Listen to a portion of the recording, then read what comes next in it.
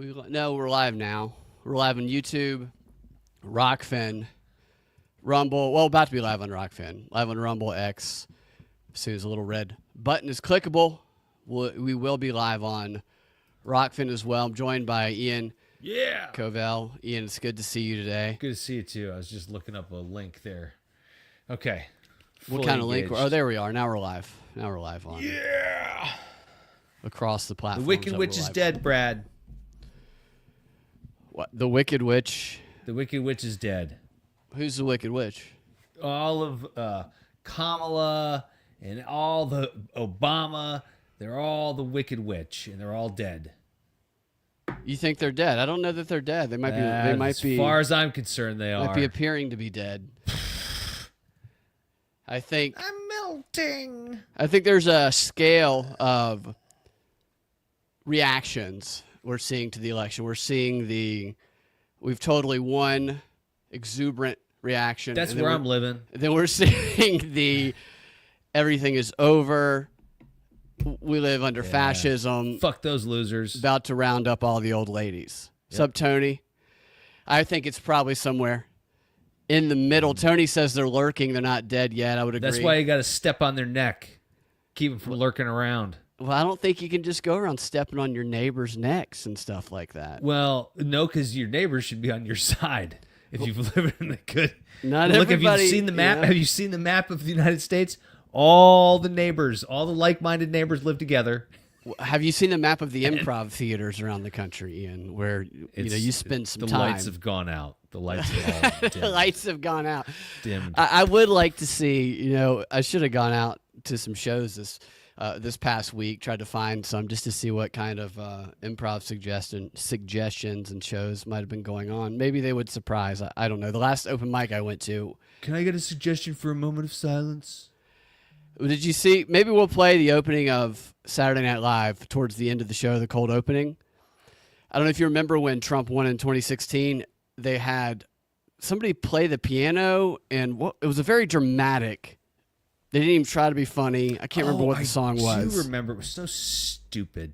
Right. It was very bad.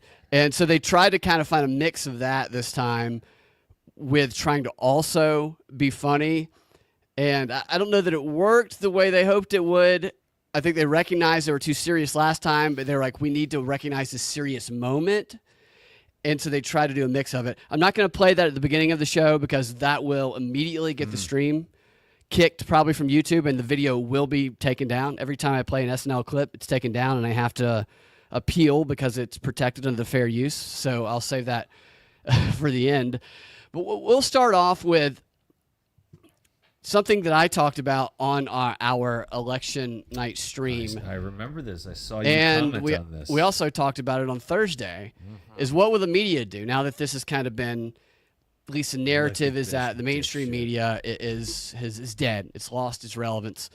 And we'll talk about some of those appointments here in a moment, Nate. But you see here, starting with Chris Wallace.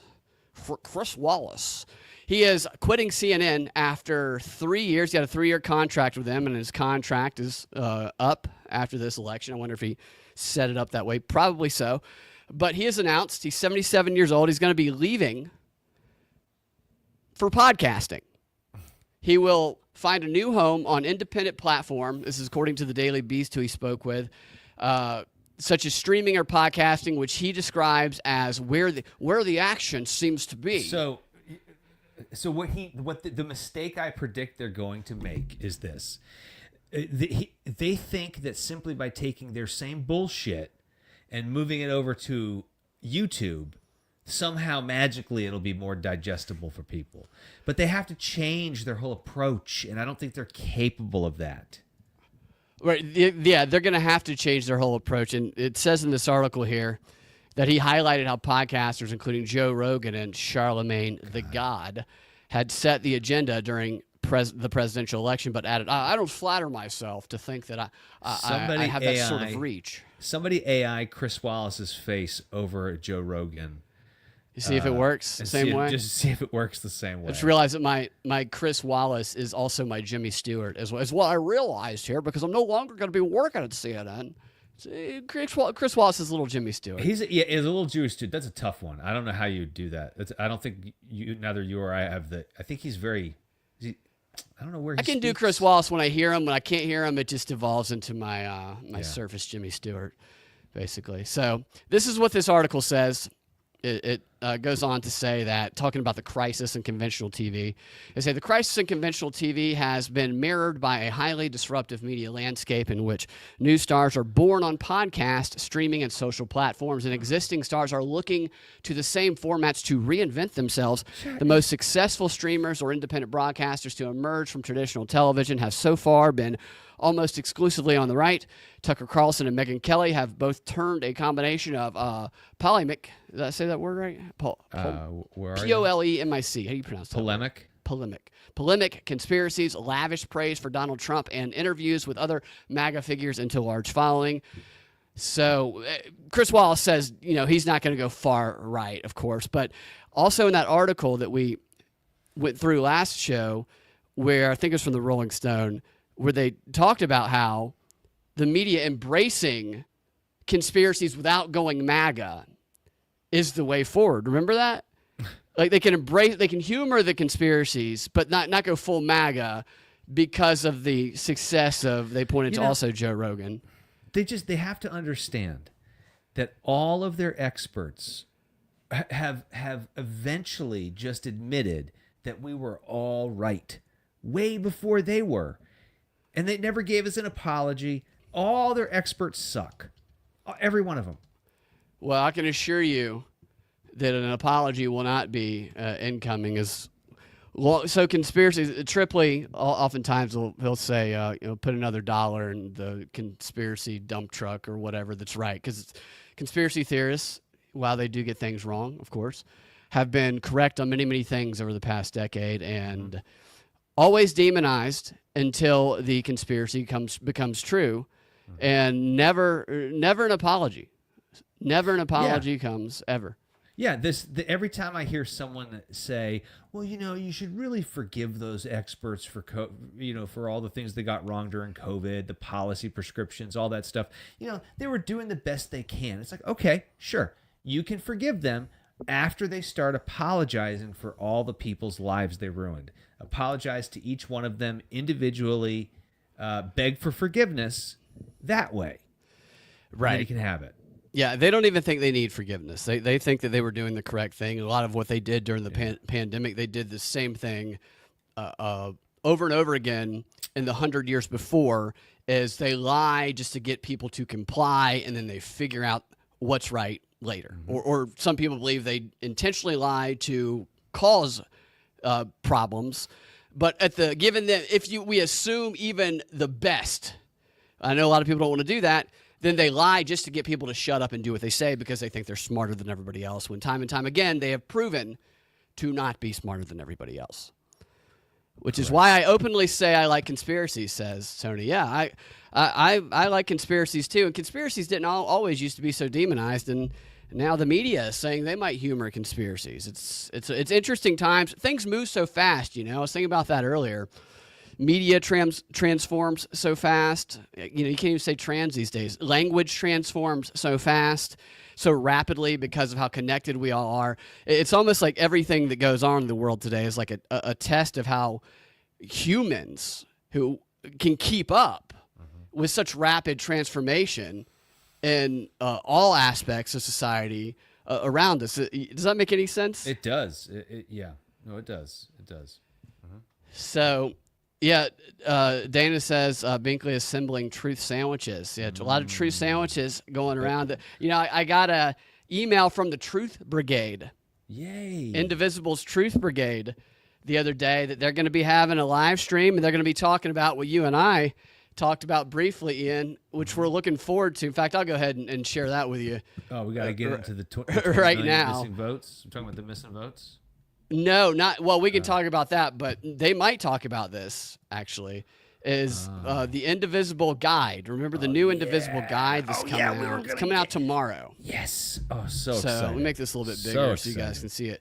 So, Indivisible is a group that they came together. They were Democrat staffers, well funded. They have activists in every precinct in the country, and they blew up after the 2016 election, after Trump won. They were the leaders in the resistance. They were featured on MSNBC by Rachel Maddow frequently. They still are. They're a sign printing company. In large part, yeah, they are a sign printing company. But here's what they tell us today. I got this email this morning. It says, Brad, 3 days ago, maybe it wasn't, I didn't get this. Maybe I got this a few days ago then. Last week, I guess I got this. 3 days ago, our worlds were shaken when Donald Trump was reelected for the presidency. Many of us still are processing what happened and why. Why we will be for a long time. And why? Wait, we will be for a long time? That's weird. Many of us are processing what happened and why. We will be. I think that they will be processing it for a while. We will. I guess I'm a little retarded there. It's okay. You got to eat some truth sandwiches, not retard sandwiches. I eat way too many of those retard sandwiches. But for the more urgent question before us right now is this: how do we fight back? Join our strategy call.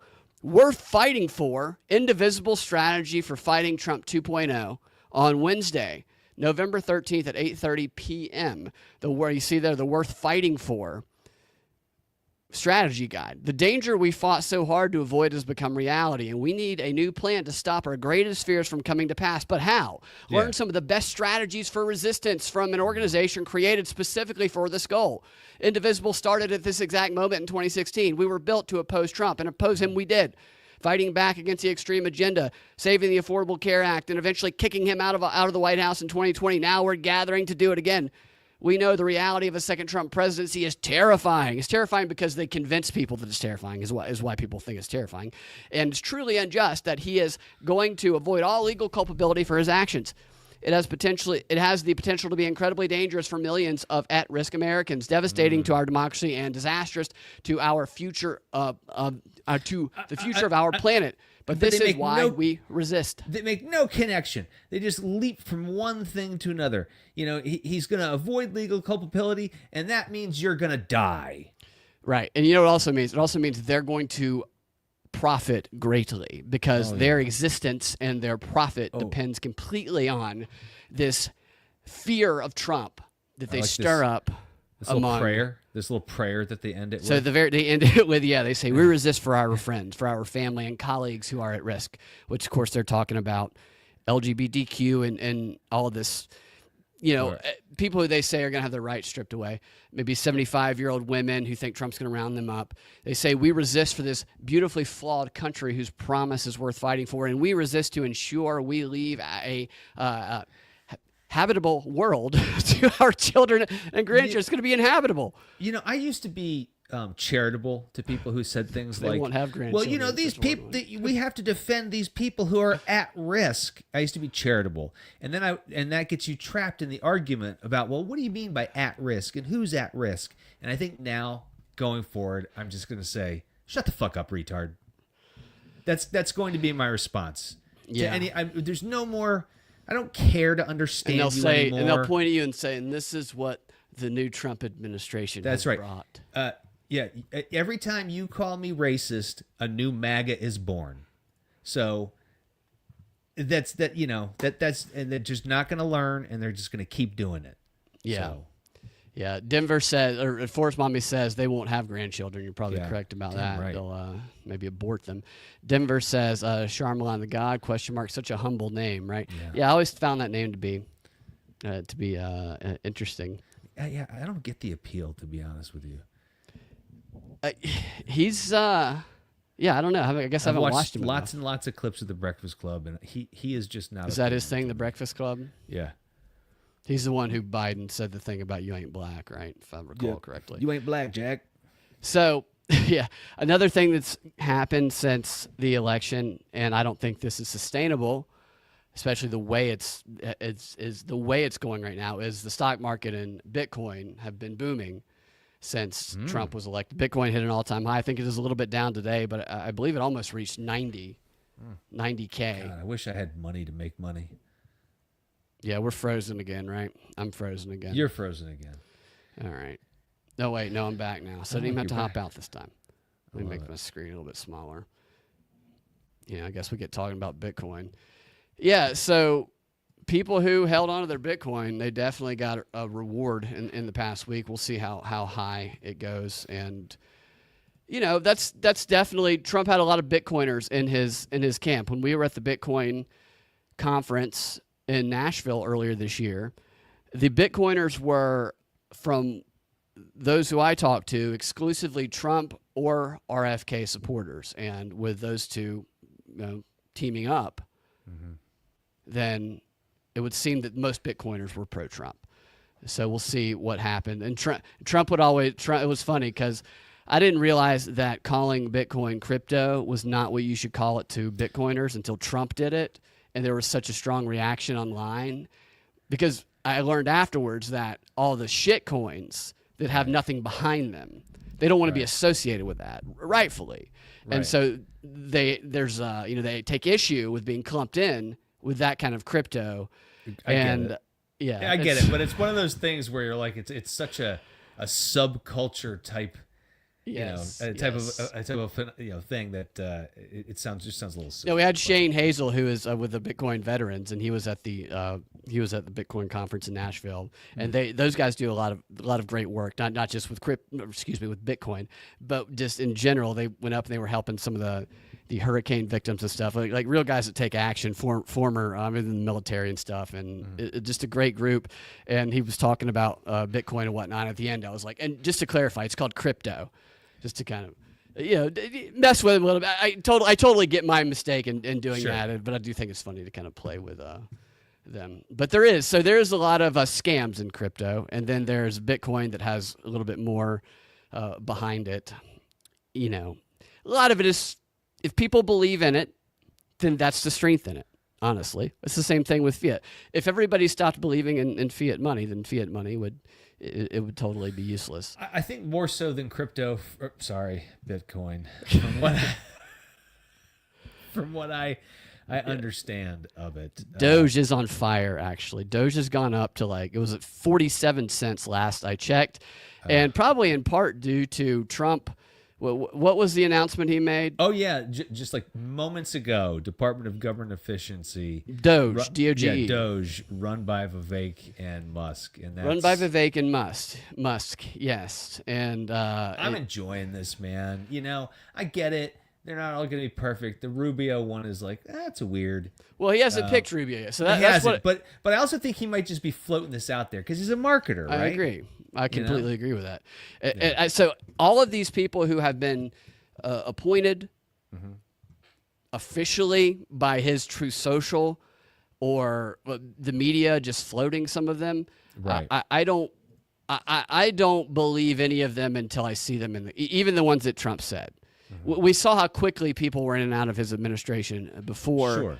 We have a long time to go before he takes over the White House again.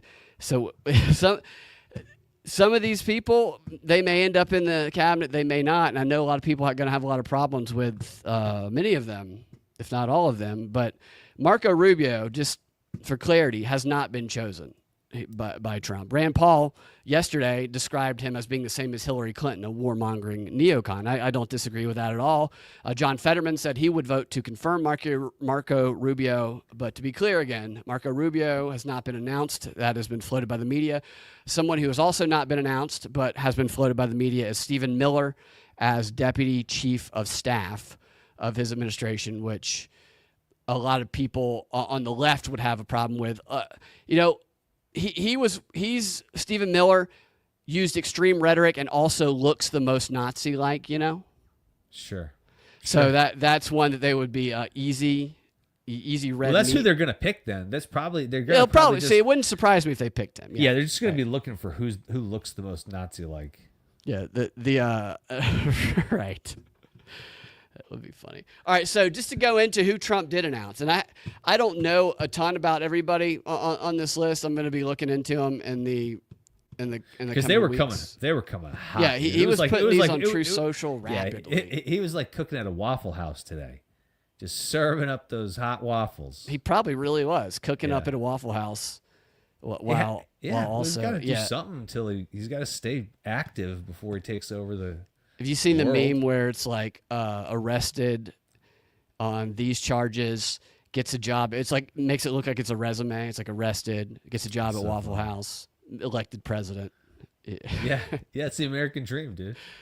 Yeah. All right. So here's his True Social page with some of his announcements here. Let's make that a little bit smaller. So he did just announce Kristi Noem as the Secretary of the Department of Homeland Security. Said she's been strong on border security. There's going to be a lot of talk about her and the dog story in her book. The gravel pit. A lot of stuff about Kristi Noem. I mean, she's good looking, don't get me wrong. Or the rock quarry, I mean. It was in a rock quarry. She threw a puppy in a rock quarry. I don't know. For fun. Something like that. But there's a lot of angles to that story, which I'm sure will all be explored. Yeah, but we're not going to hear the puppy's angle. Yeah, we'll never hear the story from the puppy for sure. Susie Wiles is a White House chief of staff. She's going to be the first woman to serve as chief of staff. She was the daughter of NFL broadcaster Pat Summerall. Zach says the dog was a national security threat. It might be true. It might have crossed the border with terroristic intent. It's probably a white dog. Yeah, it's white it's Christian a white dog. Black dogs matter. Yeah. Yeah. And I don't know. Again, I'm not going to go into much of the back story of any of these people. Mm-hmm. We'll do that on future shows as we move down the road a little bit. But Chairwoman Elise Stefanik, he appointed as the U.S. ambassador for the United Nations. Mm-hmm. He appointed Congressman Lee Zeppelin, which I always think Led Zeppelin when I see that, as the administrator of the U.S. Environmental Protection Agency. Mm-hmm. He announced that Congressman Mike Waltz, sounds a lot like Walls, of Florida, as the National Security Advisor. This guy was the first Green Beret elected to Congress, and he's an expert on threats posed by China, Russia, and Iran. All right. Mike Huckabee as the U.S. ambassador to Israel.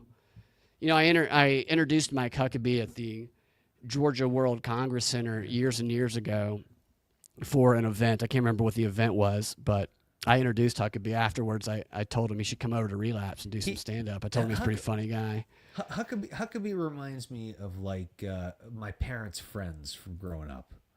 You know, those are like the friends that my parents had in the neighborhood.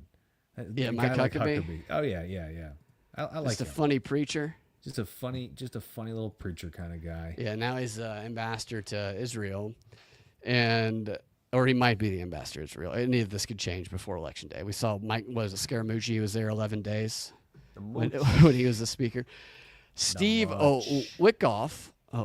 Is that how you spell it? Witkoff. I might have his name spelled wrong there. Whatever. He's a special envoy to the Middle East. Actually wrote it Middle Easy, so I don't know if that's how they see it over there. It's not the Middle East, it's the Middle Easy. And then you have William McGinley as the White House counsel. And then John Ratcliffe as the Director of National Intelligence. A lot of people will like that because he opposed the Russian narrative, but they will oppose it because Ratcliffe it's alleged that he was part of maintaining some of the FISA court. So like upholding, enabling the FISA court to continue going on the way that it is instead of destroying it. But again, my details on some of this stuff, I need to shore up. So Pete Hegseth, I'm not going to say most of these names wrong because I'm not familiar with all of them. He's Secretary of Defense. He's an Army combat vet, host of Fox News for a few years. And then we said Musk and Vivek, and then Kristi Noem, and then the former ICE director, Tom Hooman, as border czar. I like that guy. Yeah, he's made some good public statements. Of course, there's going to be plenty of back and forth on it. And I think what you kind of referenced earlier, I think probably the purpose of announcing some of this stuff early is to put out trial balloons and see what the reaction is. And while I don't think the conspiracy community is going to get everybody they want in there, we'll see who the final actual cabinet is. I know some people were floating Ron Paul. Ron Paul would be great. I don't know that Ron Paul would even accept. I don't know that Ron Paul is in the position. I think he's past his prime. I love the man, but I don't know that he would even say yes to anything. Maybe I don't know that he's addressed that, but To speak on, well, I thought we had a guest here. Hold on a second. Our guest just dropped off to comment on this. Let me see. We'll see if they come back, but we'll move on until then. Tom, is it Homan or Human? Homan. It has been spitting fire, says Nate. Denver says the chair, let Nick, the chair of the transition team, guess who his next door neighbor was and who he shared a wall with. Who? Corey DeAngelis has to be Secretary of Education. Jeffrey Epstein? Is that who his neighbor was? That's interesting. Yeah, I didn't know that. Interesting information. Yeah, so there's going to be a lot. So these people are going to have their past looked into for sure, a lot, over the course of the next few months, the ones that stick. Now, Marco Rubio will definitely be a divisive pick if he picks Marco Rubio. I kind of think he won't, but I don't know. I don't know who the alternative options there would be. It was always going to be, Trump wins and you have this collection of people that vote for you. Some libertarian, conspiratorial leaning, some are very much pure, almost complete right wing, all in on Israel, Hamas, like Israel, I'd say the Israel side. So he's got people who voted for him who are 100% pro-Israel, and he's got people who voted for him who are very much like Israel's committing genocide. So that's going to be a tightrope for him to walk when it comes to choosing some of these things and what his positions are. Because a lot of people don't want... a lot of people see Israel first instead of shake America it all first. up. Make Hulk Hogan ambassador to Israel. Yeah, they should have to fight for it. He should have to fight to become the ambassador to Israel. Yeah, get a bunch of wrestlers and old cool TV stars. Like, is David Hasselhoff still around? I think he's around. I don't know. Let's get him. Let's get him something. I think we should get him in there. Get Kid Rock something. He's been a big supporter. Kid Rock, by the way, Kid Rock is just announced a tour with Nickelback. It's like I'm Patriot going then. tour. I'm going. That would be so ridiculously awesome. Because there's got to be a third band or a fourth band that's going to be open. I think you do Cat Scratch Fever. That guy, Ted Nugent. You bring Ted Nugent in, and that'll complete the. Or you bring in God Bless America. I tell you, man, Lee Greenwood. Stranglehold's still a great song. Just crank that all the way up. Is that Nickelback? No, that's Ted Nugent. I love how Creed, a lot of people Creed should open. A lot of people hated Nickelback, but I think a lot of people secretly like because Nickelback is terrible, but they're. I mean, it's like you can throw them on, and they're kind of there. Kind of like, what's another band like that? Oh, damn it! I'm forgetting their name. It'll come back to me. But there's another band a lot like that. Yeah. Okay, so we'll keep an eye on those appointments and do a little research on some of those folks who were announced. MSNBC has some theories on why Trump won. Oh, and I love hearing these theories because he got more votes. He got more votes, and we can. I want to pull up that thing that you showed me here in a minute too about all that. There are some people starting to question the votes, saying that Musk manipulated the satellites and whatnot. Yep. He zapped the voting machines with a Starlink laser. Yeah, switch the votes over. So I wonder if this is going to lead to a January 6th like event. It is interesting. It is interesting that they can no longer have the vice president not certify. Because even though the vice president was allowed to prevent certification legally before, after the fact, after 2020, they changed the law. So Kamala Harris would have had the legal power to refuse to certify if they wanted to. It just keeps getting better. But they changed the law. It just keeps getting better. Yeah, it's crazy. I'm sorry. I mean, the way this is all ending, it's just such a beautifully written. if this is all manufactured, I don't believe it is. Yeah, but I don't think it's ending. I think we're just at the beginning. I think we're getting a little bit of a break for some people anyway, and I think it's going to pick right back up. I don't know. I'm feeling really optimistic that no one's going to listen anymore. I really don't. I don't think anyone's going to listen to CBS. Yeah, you know, the people I hate the most. Well, that's why they're going to become podcasters. Yeah, but there's already, it was Brian, David Pacman and Brian Tyler Cohen, and these guys were all talking about how the fact that they need a more coordinated left-wing propaganda machine. It's essentially what they were saying. That's hilarious. It's so funny. It's so funny. They're saying, and they were comparing like, Rogan and trying to think of like Rogan and Tucker, putting Rogan and Tucker in the same camp, and it's like, guys, these are two. They're not the same thing at all. You've just pushed them into the same group. Right. No, it's the group of the others is what they've done. I love it. It is funny for them to say they need a better infrastructure, or media propaganda infrastructure, when they had the best infrastructure. Yeah, the most powerful we've made one. Compilation clips of you guys repeating words and phrases over and over in order to hypnotize people. Right, which they send to you in your emails, and they tell you to say this, and they don't even let you bring your own signs. Force Mommy says Chris Cuomo trying to do a podcast. Yeah, Chris Cuomo has kind of been the lead on all that. Irie says it. Dave Fudge Pacman, probably his nickname. And apparently Nickelback is Canadian, according to Zach and Irie, doing the Canadian Patriot tour with, here in America. A lot of Canadians, though, I've seen a lot of videos of Canadians who are pro-Trump and some who are anti-Trump. But here is MSNBC. There's a couple explanations they give on why they think that Trump won. This first one has to deal with authenticity.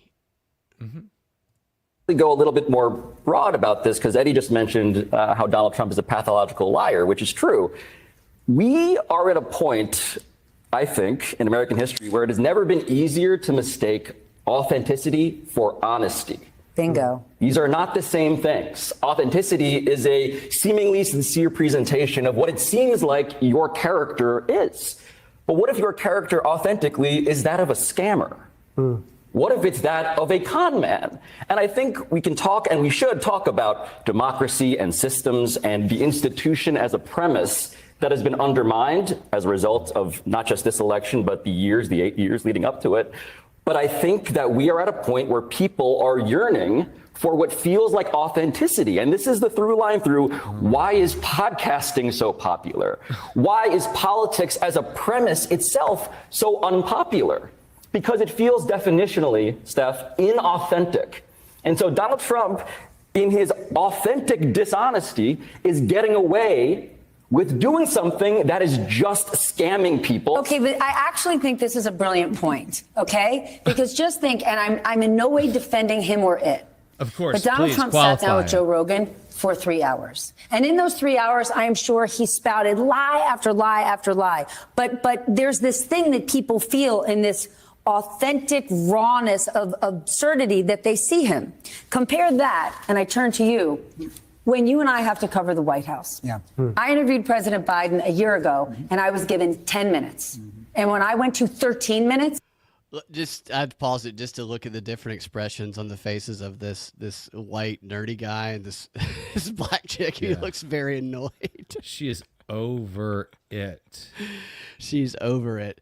So what struck me here was not this idea of authenticity, a con man appearing to be authentic, showing authenticity to their audience. It was what they left out, which is the assumption here that their side is truthful.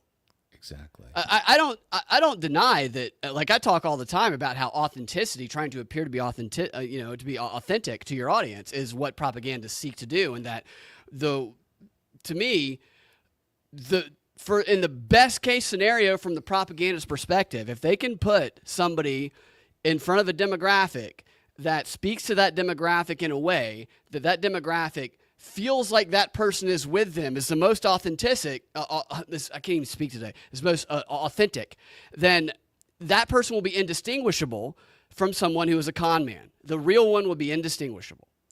And that's, they don't always do it right. They can't always pick the best person or cast the best person, but that is the goal of propagandists.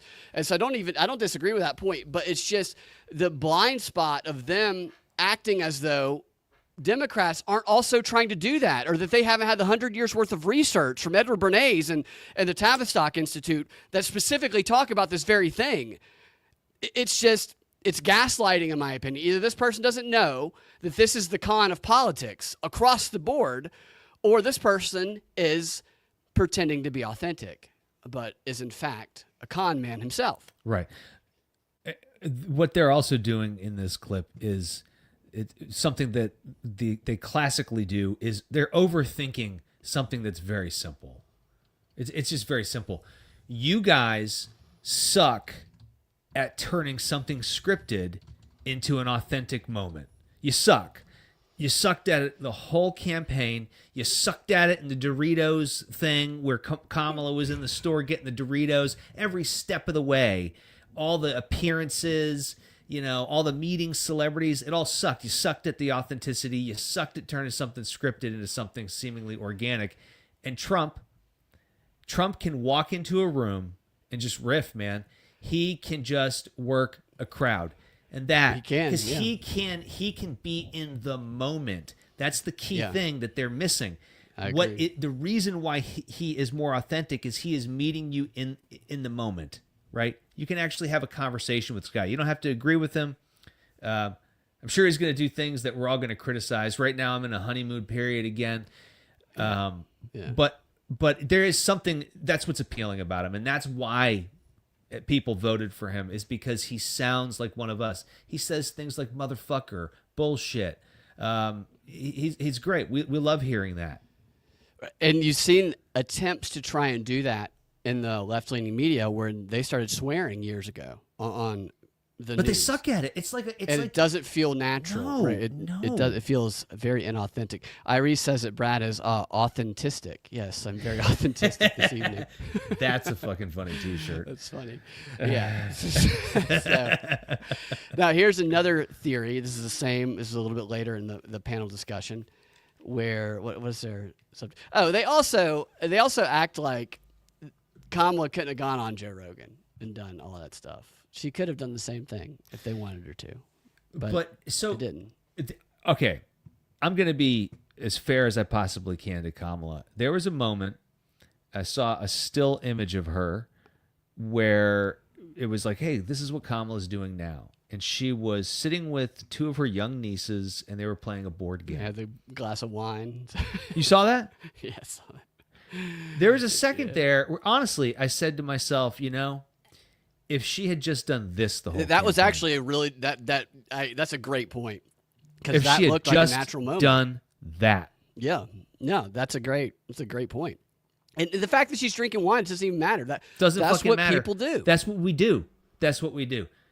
It's the giving speeches when you seem very noticeably drunk is what people criticize. But that would have been, there was a lot of photos of Trump with his granddaughters throughout the campaign. Mm-hmm. We didn't see anything like that. Everything was so controlled and tight, and Kamala looked like a different person, honestly. If she had sat down with different podcasts, different interviewers, whatever, and just had really long, in-depth conversations over glasses of wine. I mean, but the problem is they can't handle that. They're so controlled. Yeah. See, I wonder if it's that they can't handle that, or if it's that they want them on such a controlled message. That's what it is. Yes. So maybe Kamala could sit down and have a conversation for that period of time, but it's what she would say that is not within their messaging. They wouldn't know how to capitalize on it. They would freak out. But that authenticity might have benefited. Mm-hmm. I think it would have. Yeah, we might have loved her. She might have been hilarious. I might have been a giant Kamala voter. I would have been filled with joy right now. So much joy after starting Kamala Rogan podcast. All right, so here is a little bit later in this conversation she's in MSNBC. miserable. This is the one who said the other day that people who voted for Trump, they effed around, and now we're all going to find out. Yeah. But she's talking, not her, the guest that she prompts talks about how Trump is selling white freedom. So what do you do with that? Listen, Donald Trump sells a certain brand of white freedom, and he dangles his con artist, snake oil salesman, that's what I Towers went for. in front of folks to say, well, you can get it too. He's been in our political imagination for 30 plus years. He keeps saying he's successful, so people believe he's successful. He goes on Joe Rogan for 3 hours with very little pushback, and just the more he says things, they just become true. Okay, but you know the what's so goalpost moves interesting? for him constantly. But what you said that's interesting is I'm going to dangle this what, white freedom, did you call it? And you can too. So when I'm going, how did he peel off more black voters? How did he peel off Latino voters? Because he's saying you too could have that. He's selling this idea that I'm not offering support programs. What I'm offering you is you too can be rich and successful. White privilege for everybody. Well, that to me is this idea of I'm not going to give you these government assistant programs that really create dependency. That's what they've Everyone's done just figured it out. for Everyone's decades. You figured out- can believe, like, it sounds like she's saying Trump was telling people, I believe in you. You can be successful if we take away these restraints. And Yeah. they're framing that as a bad thing. Trump's teaching people how to fish. They're just trying to give you a regulated amount of fish. Honestly, that seems like, and it seems like she's saying that teaching people how to fish is a bad thing. It's telling people they racist. can be successful is racist because only white people can have a level of success. Is what it sounds like. How can a woman like this have a job making people scared if they have no reason to be scared? Right. And she's so mad. God, please, please, God, let this be the end of these stupid TV stations. Of course it's not. Well, they're going to return in the form. So, we're going to see these same people sitting on a couch in a little bit lower produced environment. I know. Somebody's basement, and they're going to be having the same conversation through a podcast is what they're going to be doing. That's so funny. They're going to suck But, so let's bad also at it. be clear, because yes, the Democrats will reshuffle. No, the black men did not move the way Donald Trump and the data, the data is saying they did not move, right? The pundits are saying they moved. When we're disaggregating the data, black men didn't move. Latino men moved. White women stayed where they always stay, with white men. But if So the Democrats have to disappointing. reshuffle so much, why is it that the Democratic senators in Michigan and Wisconsin and Arizona did just fine? Why is it that North Carolina ran the table for the Democrats as far as governors and lieutenant governors? The problem was How many the governors top do they of the have in, ticket North for Carolina? some 4 or people 5. who cannot, will not, nor ever will they be able to pull the lever for a woman, for a person of color, but definitely not You a woman say of color. lever, Now, I say did we hope lever. and believe? So yeah, people are racist. They can't pull the lever. She says lever. lever, like a British Lever. person says. Is this a Lever. secret British person? That's You the way pull British the people say. lever. Hey, Yeah. mate. Pull the lever. Hey, mate. Pull that lever and Pull that vote. lever, mate. It's a Go pirate. ahead say, and pull that lever, mate. Yeah. No, all my my British accents all go to Pirates of the Caribbean British, which is not the kind of British people that I say are Pirates of the uppity. Caribbean just to make people mad. They get really upset about that. Yeah, so it's all about identity politics, which identity politics, in my opinion, is the most destructive thing on the planet, and probably why people are tired of So the sick of Democrats. it. This is exhausting. It They're is. just all angry all the time. Just angry. I don't know what's going to move on their messaging. I'm not sure. So Denver says that Susie Wiles the coverage has flooded the zone with, quote, "It's the first woman chief of staff." Yeah. And ignores most of her history, almost as long as Joe Biden's federal political career. And that what's her history, Denver? So I know she definitely has some deep statey history. So she was a power player of the outfit Mercury Public Affairs, which represents Pfizer, big oil, weapon contractors. Yeah, I think there's going to be a lot of that. I think that the appointments are going to cause a lot of And I think that this was to be expected. The Yeah. appointments by Trump were going to be controversial for a lot of people who voted for him.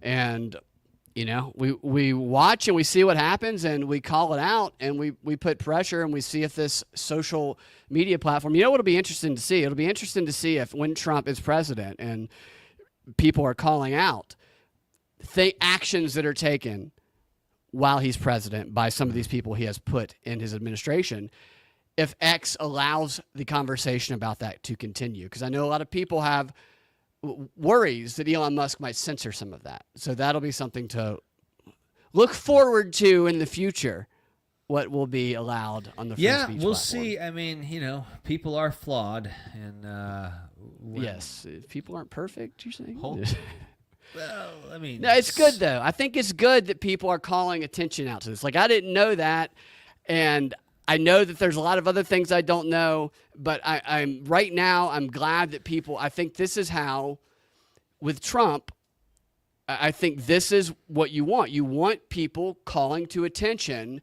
these problems that could arise, so that people are on top of it when, you know, things happen or statements are made. I think that's the best option we have outside of a completely an alternative system of governance, personally. Yeah, I mean, I honestly, foreign policy is very, very important to me. But I will say, I think slightly edging out foreign policy for me right now is destroy these fucking bureaucracies. Just destroy them. Yeah. Burn them to the ground. Spread them throughout the country. Get them out of D.C. Just destroy them. And that's so that he appointed the new head of the NSA and the CIA. And I personally, I would like to see them have a lot less power. Yes. And will the people he appointed to those positions, will they reduce the power? They have the government, the Department of Government Efficiency, the DOJ department.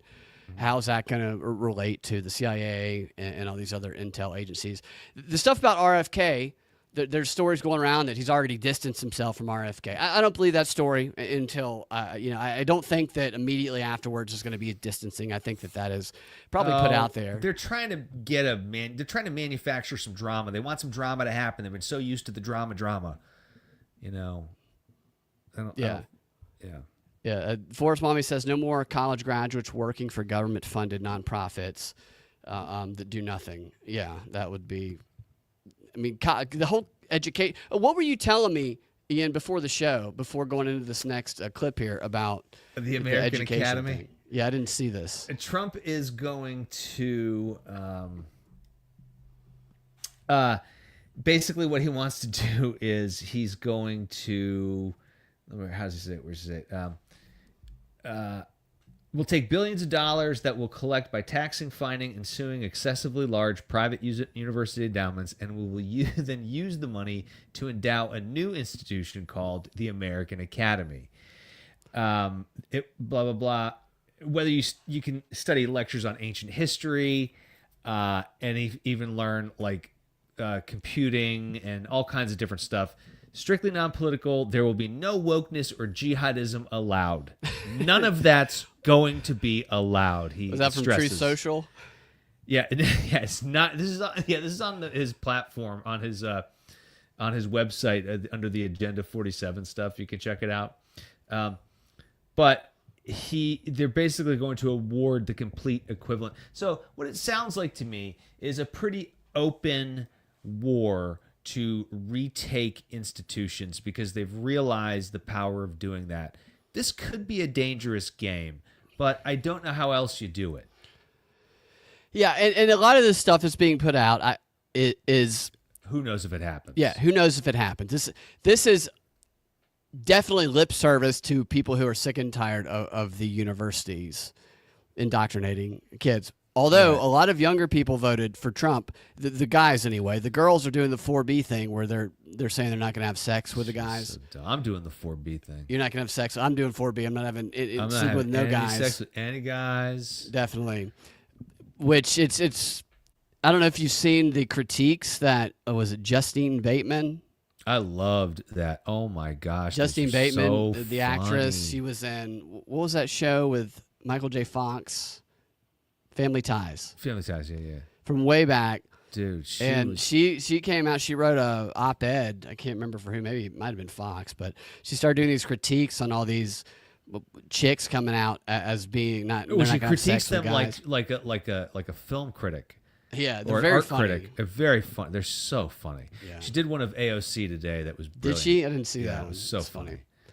Yeah. So Dee's Last says, I've dated some DEI chicks. They love hating Whitey. You know, I have as well.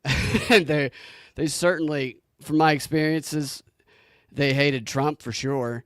And that was it was interesting because they liked me because I was a conspiracy theorist and a little bit different and weird. But then they hated when they would, every time they saw Trump, they'd say he's racist. I'd be like, God, he's not just, hate other things about him. He's not racist. And that it would get mad at me about that. No, hating Whitey is definitely gotten real popular. Yeah, I hate Whitey, usually. Yeah, Sam says, hope you guys are doing that no sex with men thing. Yeah, Damn no, I'm right. on board with that. I'm not for having sure. any abortions. Yes, what's up, I'm not JC? having Good to see any you. Sex with men. Denver says, I'm going to shave my head and stop having sex with men. right, totally. No dating. It's funny, too, because they say men specifically. So are they experimenting? Whatever. It's What fine. if I dress up in a bear suit? Yeah, it's true. There's no rule yet on what happens if somebody's dressed in a bear suit. So that could still be, in play. Denver says that Wiles political consulting goes back to the 1980 Reagan campaign, hence a comparison to Biden, but so much of her history is not being shown by the search engines. Yeah, Excuse me. Search engines. Yeah. Well, the search engines suck. They do. It's like they've gotten worse and worse. If Trump wants to do something, create a search engine that is completely open. Like, let us find the stuff. Right. So what? Google You're right. hides things. They don't. Right. You can't, And it's they a. totally hide It's a. things. It's a. You can't search for this engine. This really is. So used to be. I used to be able to find like a lot of really good information Easy on Google. Easy to do, But not- especially if you knew how to do advanced search parameters. Right. Advanced search parameters. You could find a lot of great stuff. Easy. Not anymore. Since Nope. They hide it. I would say the Las Vegas shooting True. and then the Parkland shooting. Las Vegas shooting, it became very difficult. Then the Parkland shooting, even more difficult. And then now it's just, you can go 50 pages deep. My whole thing used to be the search results you want aren't going to be on the first page of Google. They're going to be like 10, 20 pages deep. But now even 10, 20 pages deep, you're still getting the exact same stuff. You can do searches so a way to subtract results. So if you see a result that comes up and it just fills the top 10, because that's what they want you to find, you can do minus those words. Minus and take out the phrase. You do that, and those results still show up. Yep. Because of like the side panels and stuff. So you can't even eliminate the results you don't want It's anymore. very frustrating. And then I've tried to go to DuckDuckGo, Which is owned by a Google corporation. Oh well, then. That's why DuckDuckGo doesn't work. It seems better, but it's owned by some of the same people. Well, they create competition that's slightly subpar. Yeah, we need truthsearch.com. I love it. Even Zach. Yeah. I love it. Yeah. There are some sites that are better, which I don't have. I just heard about them recently. Of course, you can do the dark web or the deep web, whichever one it is. You can go on Toro. Is that what it's called? Tor browser? Not Toro. Tor. Yeah, I get it. You go on a tour. That all. But then you're being searched by the FBI. Time for that it's shit. just a bunch of I don't FBI have agents. time to get an extra special browser and all this other garbage. I have a don't Tor time. browser, but it's just even the Tor browser. Maybe it's better, maybe it's not. I say the best thing that I've found right now for searching is archives of newspapers. Yeah, Which you have to get a subscription to. You have to pay for a subscription, and it's specific towards who you're searching for. So if you have a new character who's emerged, like there's many people in Trump's administration that he's named, if you want to find out more about them in their past, then you got to find out where they grew up. You got to go to Wikipedia, find out where they grew up, maybe where they went to college, and you got to go look at the newspapers in that town, and you got to get a subscription to the archives of that town. And then you can find, I found a lot of stuff about Stacey Abrams and AOC doing that, but it's expensive. Well, if you start doing like academic research papers of any kind, you notice that all the good info is hidden behind all these paywalls that you have to have university money to get into. It's such horse shit. Yeah, it is. Yeah, it's complete horse shit. Give me the info. And a lot of it's the academics are full of shit too. They are full of shit. So this is a conversation. I just want to get your thoughts on this. This is the headline, or this is, what does Trump sequel mean for the state of comedy? Fuck, it's gonna fucking be great. It's already been better. Because we got tired of people like you telling us, no, let's talk about jokes. Let's overthink this too. Well, so tell me to stop this whenever you want. Okay. I've watched most of this. I can tell it's already going to make me mad. This is CNN, and late night divided. Some most emotional, others mock loss. The aftermath. All of us mock the loss. Mark gets it. The rest of these people hold become on, I got it on double speed. Sorry, I was listening to double speed earlier. pathetic. I mean, they stop being comedians. Take it back. Mark gets it. The rest of these people become pathetic. I mean, they stopped being comedians and they started becoming political activists. I mean, Jimmy Kimmel out here crying. I mean, it's pathetic. And so my question is, if you're going to have a late night comedy show, at some point, people might expect it to be funny and not just a constant political screed against one party. And I don't know. They keep showing this him guy, side by side with black liberals. Oh my God, that guy! What is it with their fucking glasses? What are they doing? He's a comedian. I don't know his name, but I think he's a comedian. He speaks in a moment. I guarantee he's not funny. This activism for 4 more years is sustainable if you're going to market something as comedy, but the actual product is nothing more than sort of lowbrow political These people activism. represent the way a lot of people feel. So it would actually be interesting if the Trump folks could actually make us feel like we're not going to take away your rights. And that doesn't make sense. You think it doesn't make sense. A lot of people think that actually makes sense. That is the way a lot of people Wait, that's a comedian? Are you telling me that's a comedian? Yeah, I'm pretty sure not that's a fucking comedian. funny. Yeah. He's taking himself way too seriously, and this is the problem with liberal that's comedians. Exactly the problem. You're Liberal right. comedians don't know how to be funny anymore. They can't just make a joke about shit. Yeah, Florsman says the glasses are their personality. Maybe he's Superman for all we know. I mean, it's just preposterous. You're right though. He's being way too serious, and he's being emotional. It seems like. Let's see what the debate. That is their audience. Is that their mission? A lot of people think that actually makes sense. That is the way a lot of people Yeah, that is their all right, audience. real quick, Is that their again. mission? And this is another thing about comedy that I think is so interesting. This guy, whoever the comedian is, the comedian with the glasses is, he is not understanding that there can be different audiences for different types of comedy. Like you are acting like there's only one acceptable form of comedy. No, there's all kinds. There's been all kinds of. I mean, I would say like a small comedy revolution happening. There's guys like Ben Bankus. You know Ben Bankus. He's a Canadian comic, super funny dude.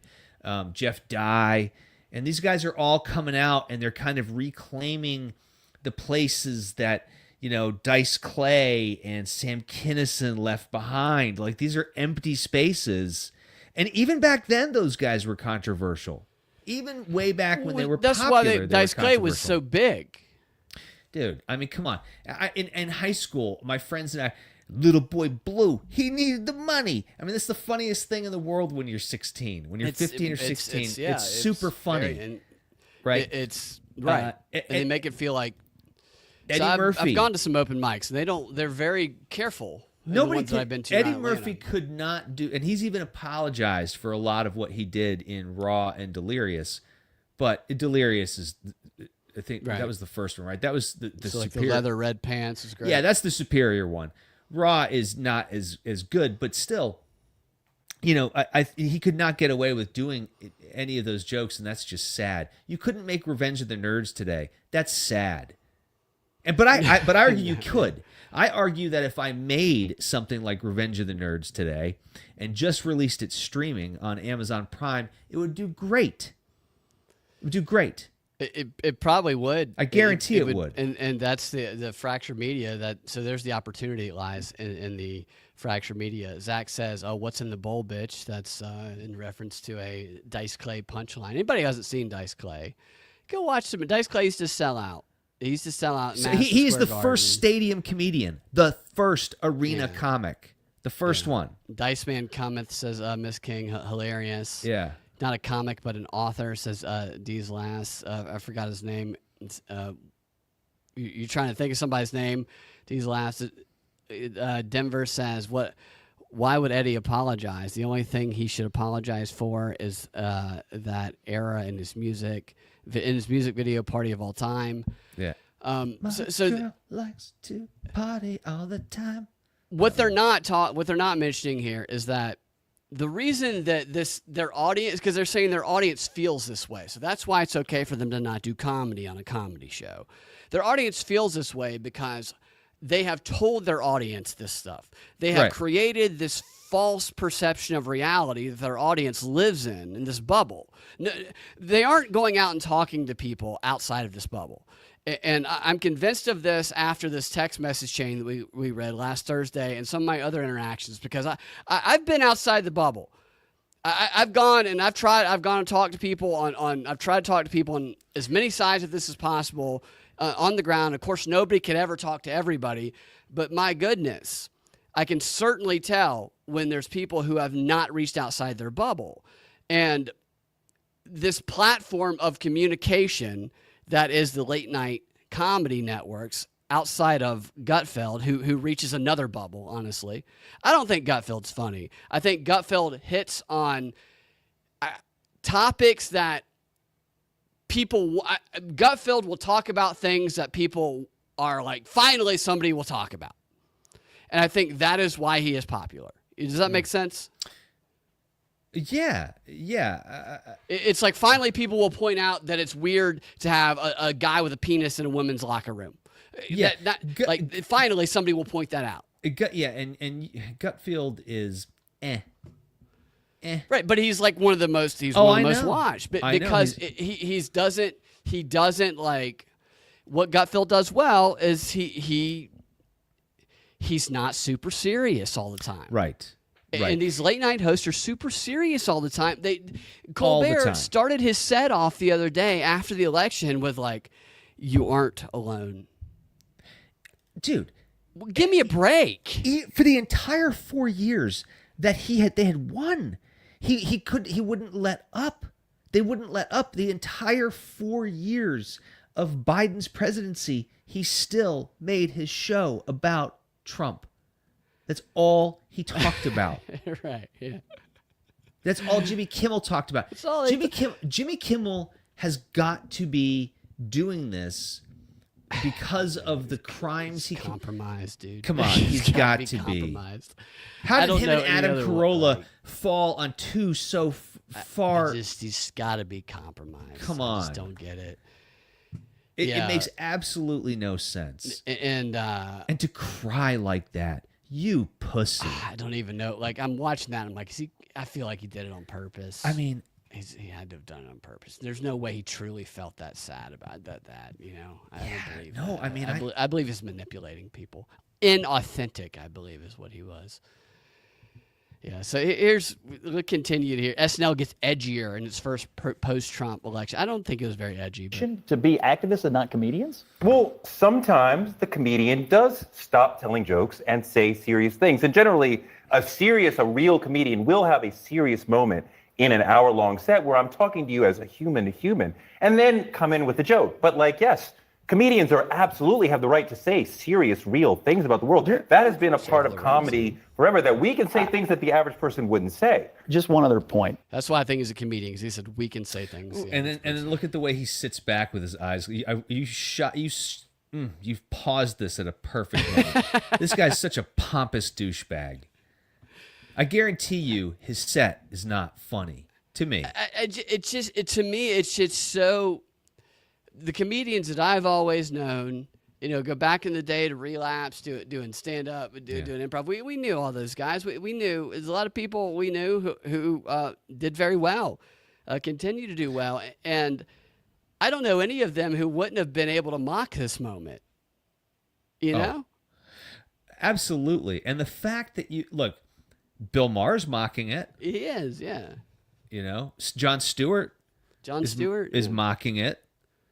I think he's mocking it he's at least mocking it though, right?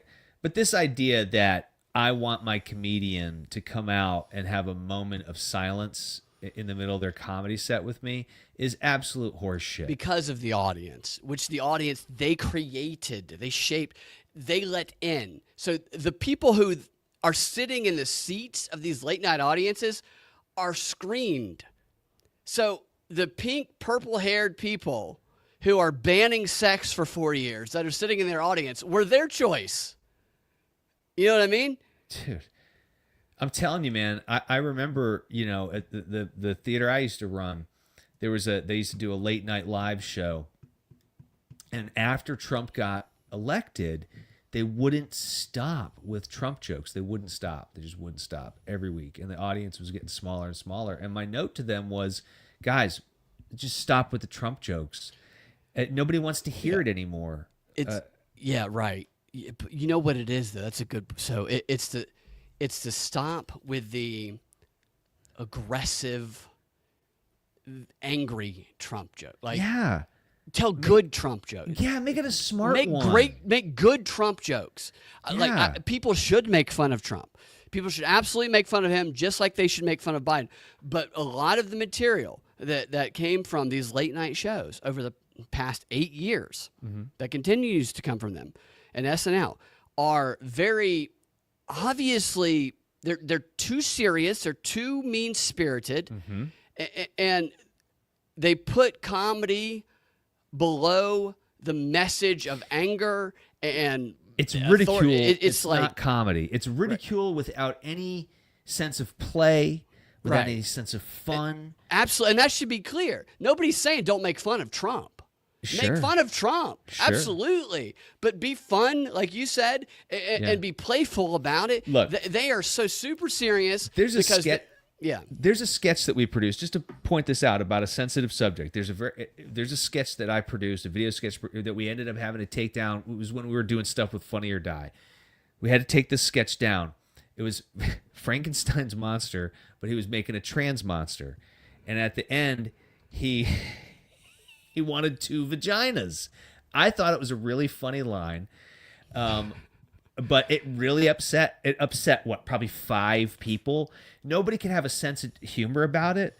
Like, we can't have a sense of humor about this. You know, like, I had a joke, you know, that if you were really a trans man, like our test to find out if you were really trans man, you know, we're going to call you up and say, hey, good news, Brad.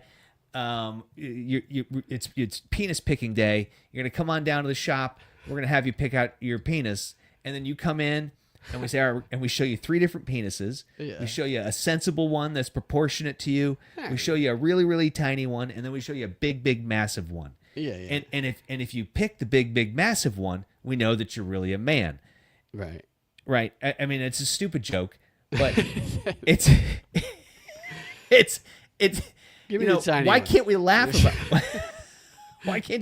about why can't we laugh about it? Because that's a funny situation. Oh, I get to pick my own penis. Every real man, if they were like, wait a minute, you're going to let me pick my own penis? Well, I mean, you know. Right. Yeah, it's not something that I'm sorry, I didn't mean to play that. Yeah, no. And that's the type of thing that's like, if you're going to go to a comedy show, and this is what I would say to anybody going to a comedy show who is on the left wing is, which are probably tons of people watching this show, left wing. Tons of people watching this show. Yeah. Is go there not with an attitude of I'm ready to be offended by things. Yeah. If you're going to a comedy show, know that you're going to a comedy show and that comedy is supposed to challenge boundaries. And know that they say much worse things. Well, they used to, at least. The green room. The green room. Like what you was would hate on every stage was comedian tame. Absolutely. Every left, like Jimmy Kimmel Fallon, who I feel sorry for Fallon, because Fallon like tries, like Fallon, I think they like, after he had Trump on, he pulled his hair that one time years ago. Yeah. I think they set Fallon down because Fallon, I feel like he half-assed does the anti-Trump jokes, and he just wants to have fun. He's kind of a drunk. He voted Trump. Yeah. He might have, but just the expectation of going to a show to get policy and like propaganda, I feel like that's the expectation they've created. I'm going to go see a show and I'm going to get fed angry stuff about Trump. That is not what comedy is supposed to be. Comedy is supposed to be everybody, make fun of everybody. Biden, Trump, Melania, Jill, Kamala, everybody is game to be made fun of. And if you go in with the expectation that even you could be made fun of because you sat too close and you made the star, whatever, that's what comedy is. Yes. But they have tried to turn comedy into a channel of propaganda, which they have turned it into that. And again, nobody listening to this show is in this category of people I'm talking to. So I think you're right. I'm talking to the empty universe. No, but they start bringing in. I remember it was probably 2014 when I heard someone in a writing class that we were teaching, a comedy writing class, talk about the term punching up. They were a recent University of Georgia graduate. Bring that up in that clip I just and they brought it up, punching up, and I kind of went, huh? And I was even chastised, actually. I was chastised for using the term straight man. Right. Cis. It's cis. Right? Yeah, straight man. You can't use that anymore. Wait. Do you mean straight man heterosexual in the comedy or dynamic, straight man in the comedy dynamic? Who's playing the grounded man? Yeah, playing the straight man. Like, well, don't say straight. Don't stay straight and absurd. You can't say that anymore. Yeah. You can't use the word straight. And I'm like, well, why can't I use the word straight? Well, it implies like a sexual point of view. I'm like, no. And that's the manipulation of language, man. Like, that's crazy. So when you said that, I thought the sexual nature of it, but after I realized you're talking about the straight man in a scene, in a movie scene. And that's what a lot of movie premises are based on, the straight man and the wacky character. Yeah, and I gotta admit, because I was a business owner and I was trying to trying to create win-win situations a lot. I sort of pushed out every once in a while. I'd push back, but then I'd be like, is this really the hill I want to die on? Yeah. And I wouldn't use your pronouns. I'm just going to start using your first name all the time.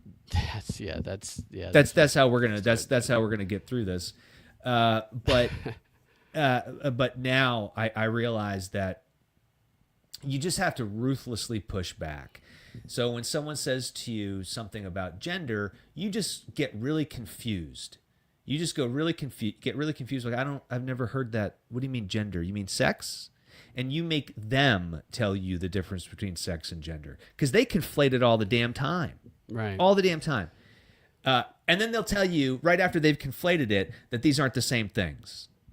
Yeah. Idiots. Yeah. Do you think that there's going to be some sort of uprising or challenge to the election, or just something that emerges before the peaceful transfer of power in early January? Because he won the popular vote, I just think it just feels to me that the media, the legacy media, is just feeling this out a little bit. Yeah. Like, I haven't seen the headlines when I go grab my copy of the AJC off the driveway every morning, the headlines haven't been pissing me off. Right.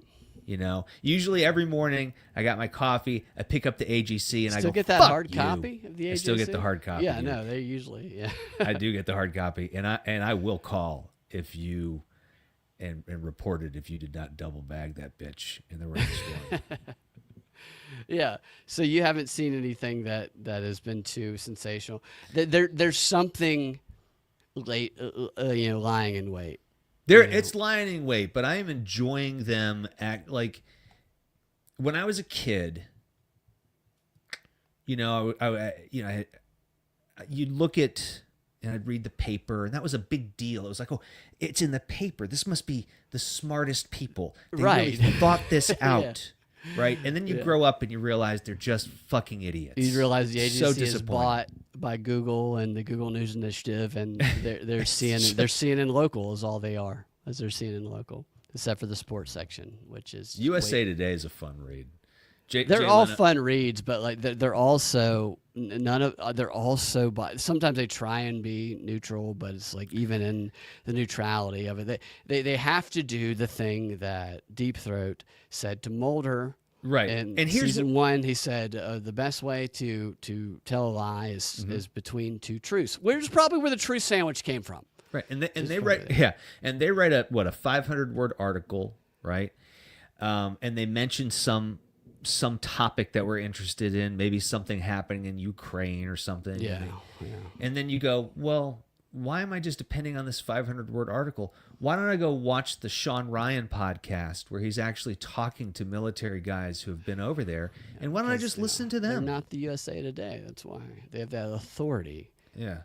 That the propaganda. And so this is the transition we're seeing. This kind of wraps it back to the beginning of the show. The authority of the mainstream media has dissipated, and now thank God, the Wicked Witch is dead. They're going to try and capture the authority that some podcasts have, but that it's like the wild west in podcasts now. It's like, where does authority lie and where doesn't? It's going to be interesting to see what happens in the I'm going to say coming years. We're going to rise to the months, top. really. We're going to rise to the top. End of the 4 years, this show is going to be on the top. Because I asked for less donations than any other show that exists. That's true. Yeah. Like I don't, because I'm so, and the reason that I don't like promote stuff like that is because I'm so afraid of being viewed, because I know of so much grifting that goes on. Like I personally know of so much grifting that goes on that I'm like, I don't want to even be perceived as a grifter, and so I'm like, I make the show kind of suffer because I don't ever ask for. You don't want to sell my nutrition people support supplements. Anyway. I got some nutrition supplements. You have all these supplements you want to sell. I'm like, and you can't sell the supplements. Grass-fed beef jerky. I want to sell some of that. No, I don't mean to like criticize. People need to promote. Absolutely, people need to promote. I hear what you're saying. I hear what you're saying. I'm just a paranoid person. About I hear what that. you're saying. I hear what you're saying. But a couple comments here and push some of the jerky. Right, That's we all need I'm to gonna push say. some of the jerky. We got to move some units, Brad. We got to move some units. Right, some coffee cups and stuff. Deez Last says his friend Kirby Darius is a great political has great political jokes. Great stand-up comedian. Miss King says, what a straight man you would have George Burns. God, I wonder what George Burns would say nowadays. That guy lived to be over 100, didn't he? Mm-hmm. And then Denver says, why would they revolt in any coordinated way? The deep state is getting everything it wanted in large part, and the deep state and Intel would seemingly torpedo any effort to push back. Revolt by do you mean by supporters of Kamala, or so they have supporters of Kamala who feel a certain way, right? Yeah, they feel like 20 million votes have gone missing. Well, it's down to 7 now. It's down to 7, which I predicted it would be under 10. It's down to 7 now. So I have to point that out. Yeah.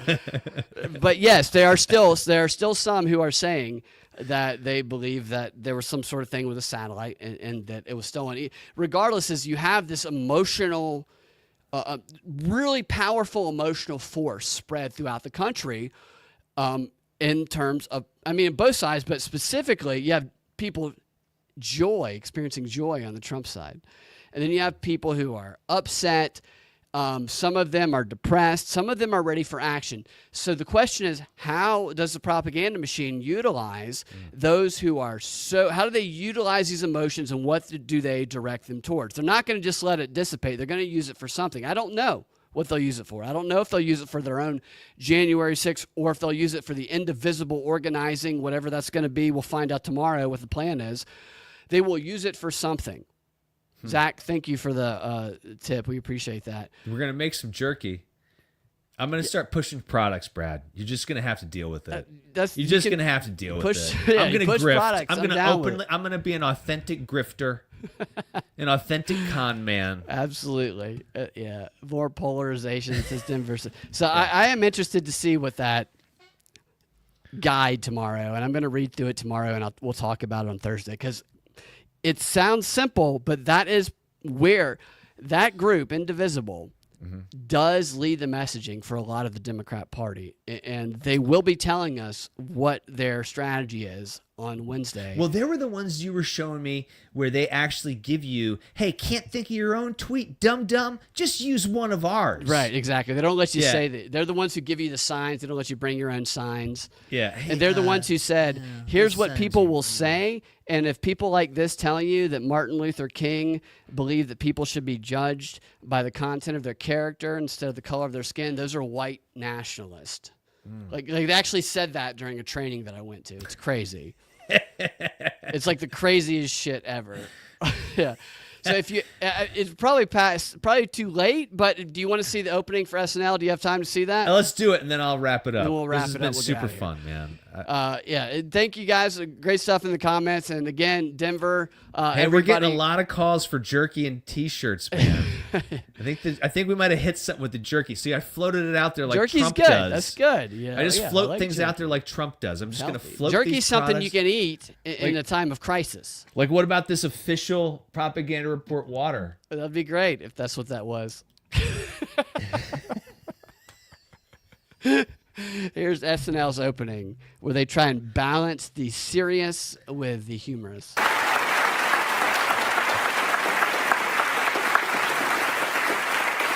On Tuesday, Americans went to the polls and elected Donald Trump to be the next president of the United States. To many people, including many people watching this show right now, the results were shocking and even horrifying. Donald Trump, who tried to forcibly overturn the results of the last election, was returned to office by an overwhelming majority. This is the same Donald Trump who openly called for vengeance against his political enemies. And now, thanks to the Supreme Court, there are no guardrails. Nothing to protect the people who are brave enough to speak out against him. And that is why we at SNL would like to say to Donald Trump, we have been with you all along. We have never wavered in our support of you, even when others doubted you. Every single person on this stage believed in you. Every single person on this stage voted for you. Because we see ourselves in you. We look at you and think, that's me. That's the man I want my future children to look up to. And Mr. Trump, Your Honor, we know that you say things that are controversial sometimes, but really you're just speaking the truth. And I hate how the lamestream media, Michael Che, tries to spin it to make you look foolish. So if you're keeping some sort of list of your enemies, then We should not be on that list. And it's C-H-E, Che. And if we find out someone here voted for Kamala, we will rat them out so fast. Like our 3 disgusting new cast members.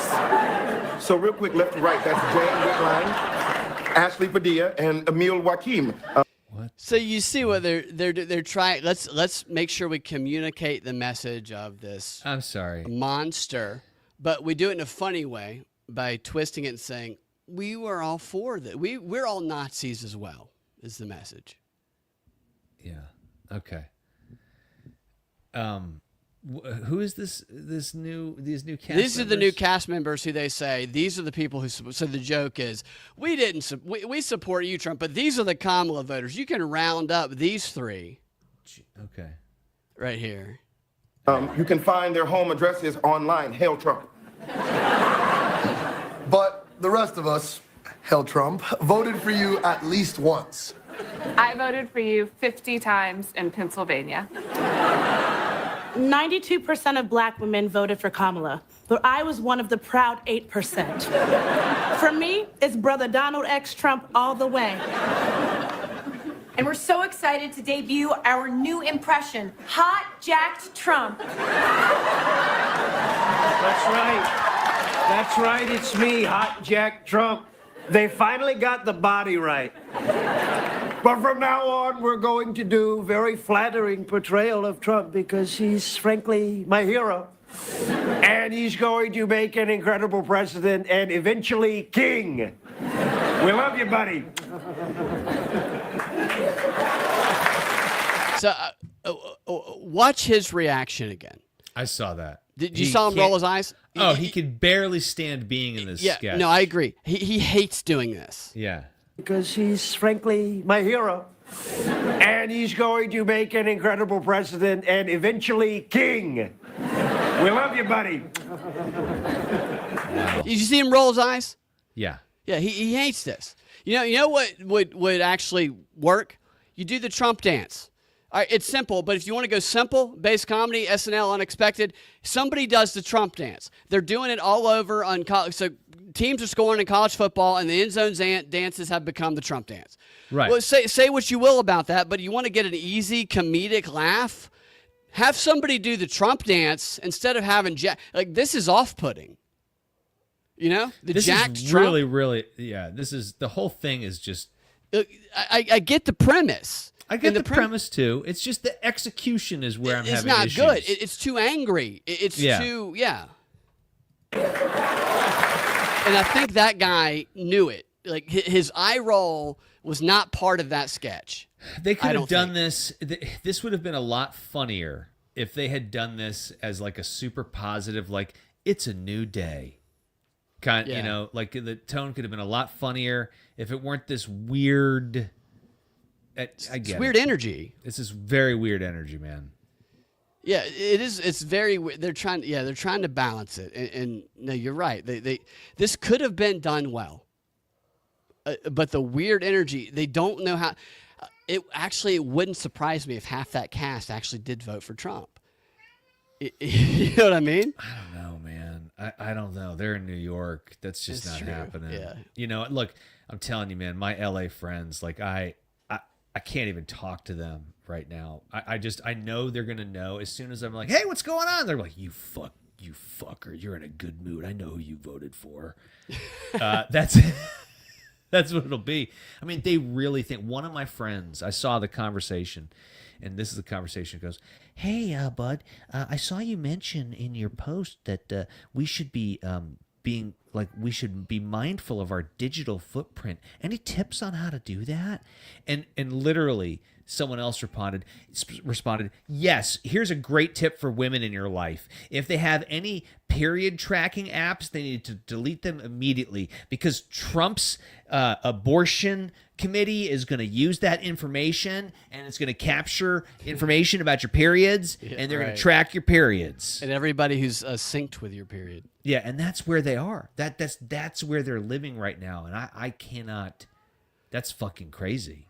That's that leftist extreme that we were talking about at the beginning of the show. And that's so. If my friends in LA are like that, I guarantee you these cast members. That's why they came up with this sketch idea. They were sitting around the table, somber and scared, and they were like, "Wouldn't it be funny if we just, pretended like we were Trump supporters the whole time?"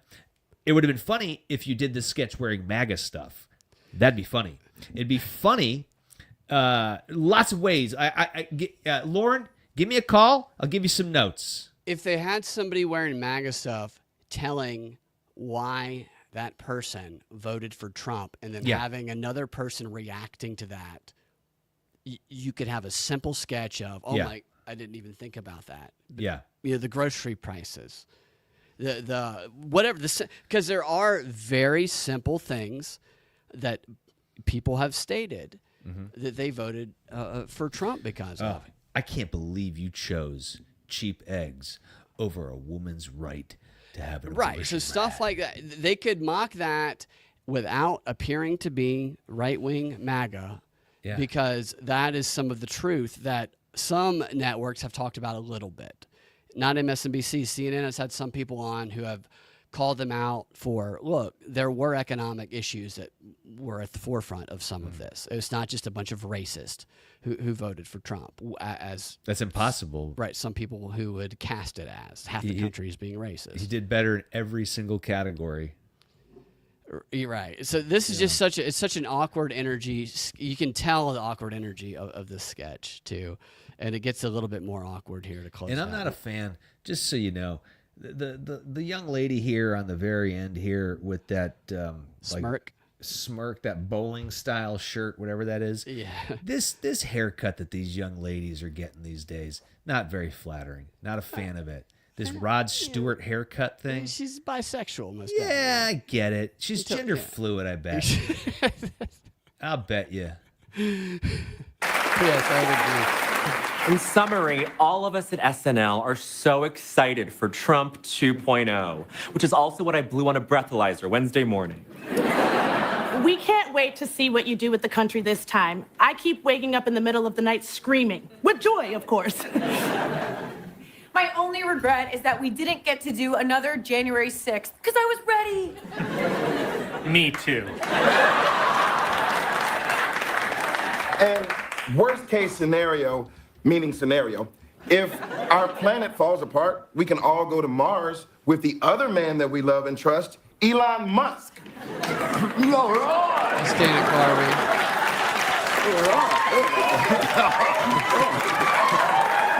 Who voted for Trump? Probably. I guarantee it. Yeah, If you've been watching his show. Check it out, Doc Mega. Yeah, but seriously, I run the country now. And America's gonna be like one of my rockets, you know, they're super cool and super fun. But there's a slight chance it could blow up and everybody dies. Anyway, I'm Doc Mega. See you in the White House. USA, USA. See, I think that could have been funnier if Yeah, it wasn't the background wasn't so tense. Yeah, see, and what's great too is he has that energy. He's just another class of performer. I'm sorry. You know, He's so good. One of my favorite stand-up specials was back after, it's like in the mid-90s that he did. It's just so good where he mocks the OJ. He does like a whole thing on the OJ Simpson trial. He does a whole thing on George Bush, meeting George Bush Sr., and he plays the piano. It's so brilliant. And he does his show with, I think he does it with David Spade sometimes. And yeah, that's the show. Yeah, he's been playing Biden on SNL, and SNL has not been. They've had some pretty decent episodes when they've had some of these guys come in, and some of the old guys come in and play these roles, because they don't. You can do an impersonation that comes off as very angry and it's very obvious. You know what I mean? Oh yeah. And it doesn't come off that way. It comes off as someone trying to do an impersonation. Maybe I'm biased because I lean towards the older crowd. But even in the background here, it's just like it's like the direction wasn't clear. You know what I mean? Absolutely. Like they don't know how they're supposed to feel.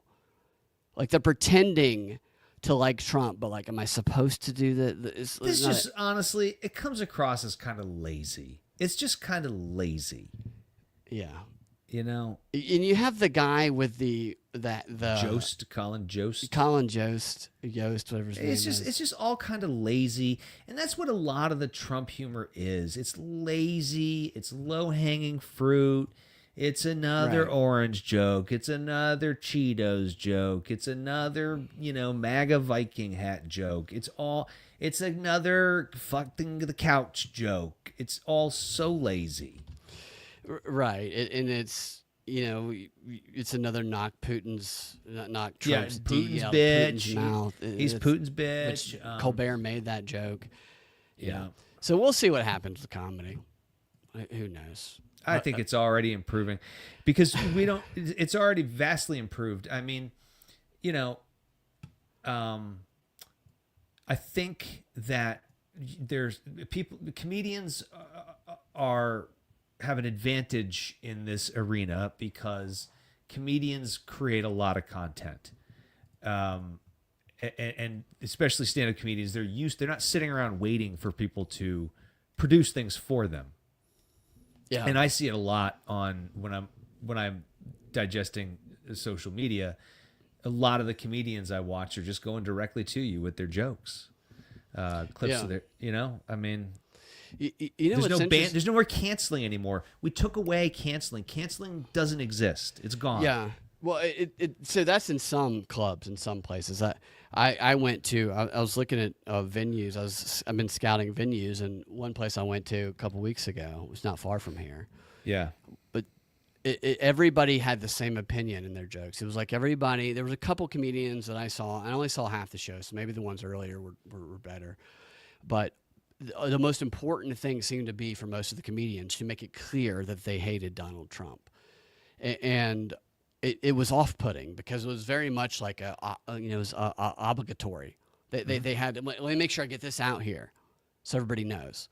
And it struck me as, don't they realize comedy is challenging the status quo, not making sure everybody knows that right. And I was watching the audience. I love to watch audiences, and the audience was it created a tenseness in the audience that was awkward, kind of like this sketch was.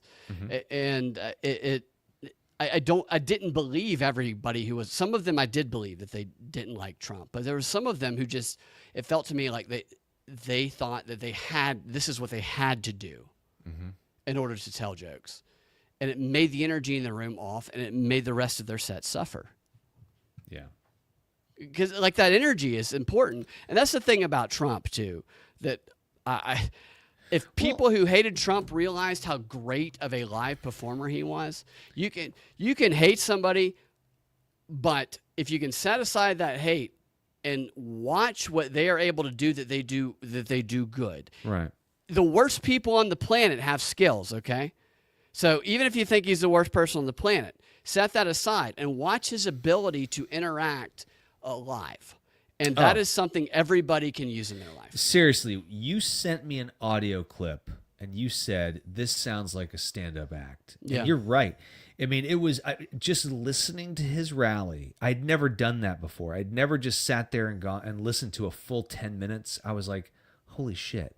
This is like I'm listening to, any stand-up album that I, grew up listening to. It sounded exactly like my favorite stand-up albums.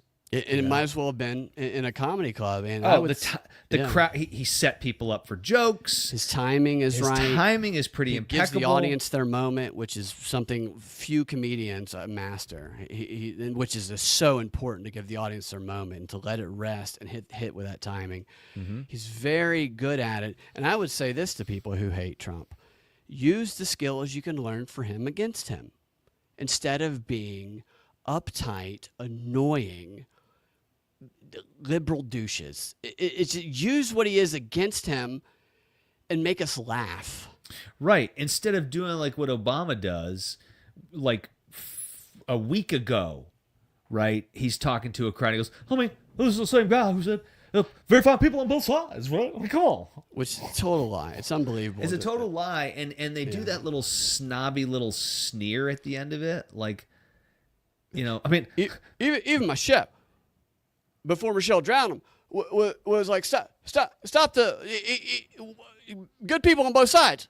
We killed him in the pond out behind our house. But even he knew Trump was a Nazi. You know what I'm talking about, right? The chef. Oh, yeah. Paddleboarding chef. Yeah, the paddle. He died in 3 feet of water or something like that. Well, it's dangerous.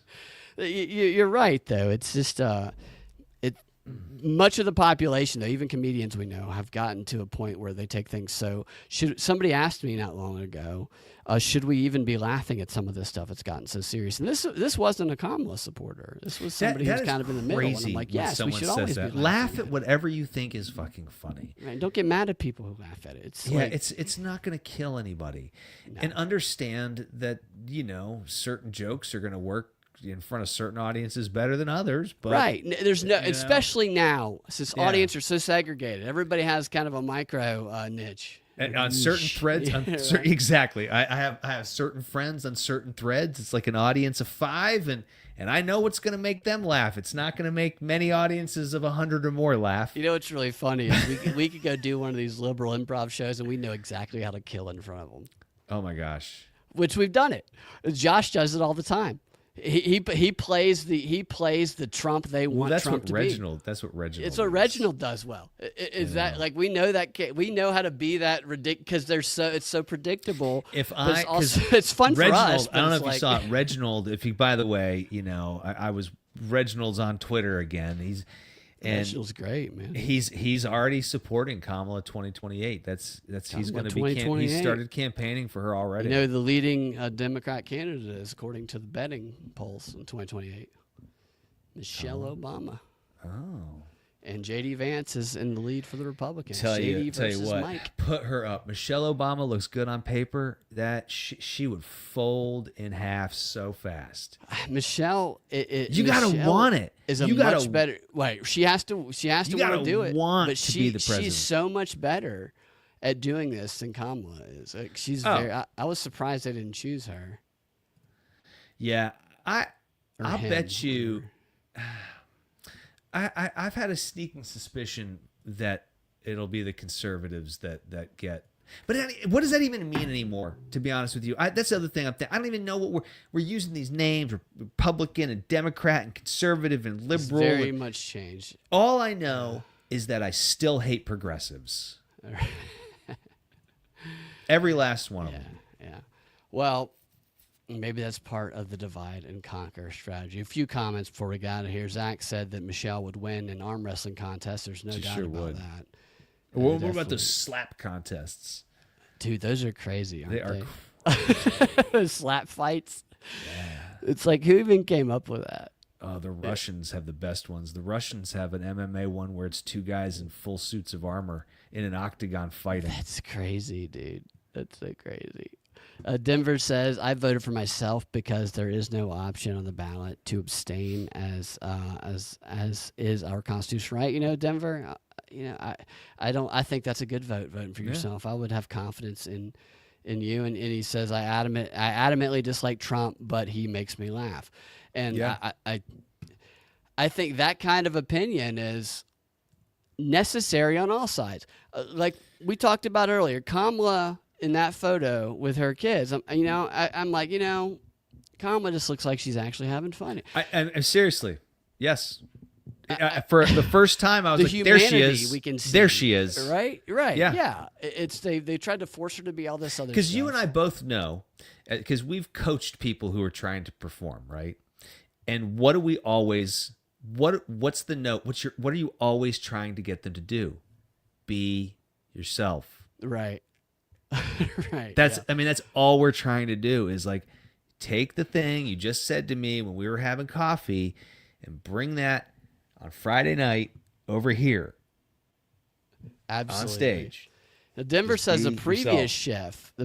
chef named Andre Rush would not have been killed in that way because he looks like a kitchen.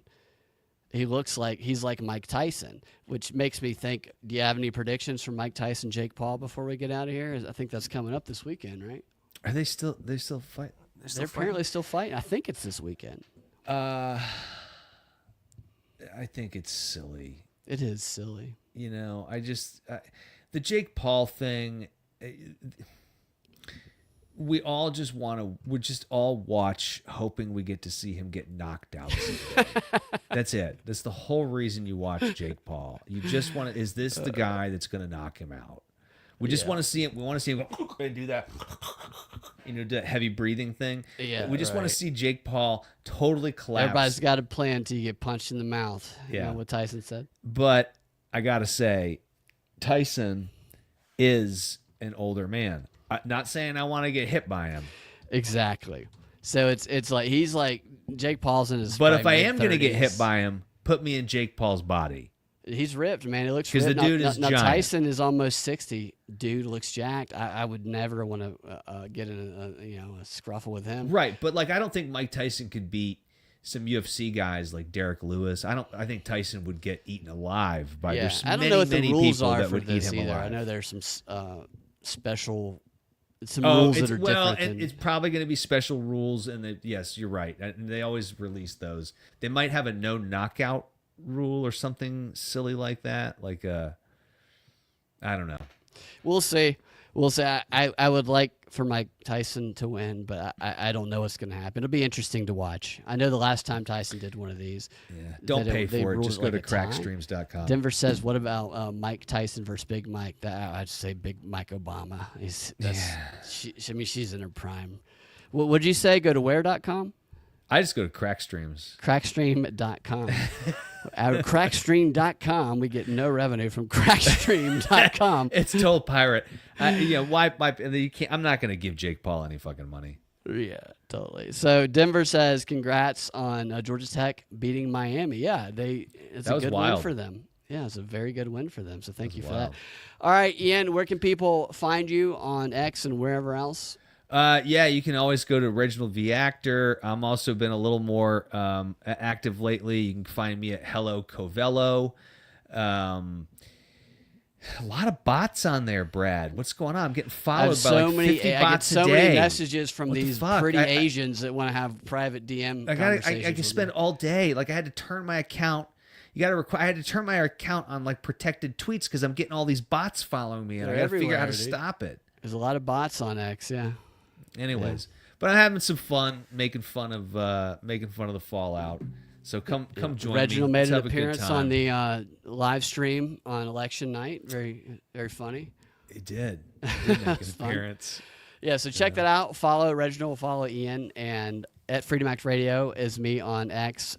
Propagandafight.com is my website, and we'll do it again soon. Thank you guys in the chats for the great stuff. Always great comments and great information and a good time. We'll do it again later this week. You guys have a fantastic rest of your evening. All right.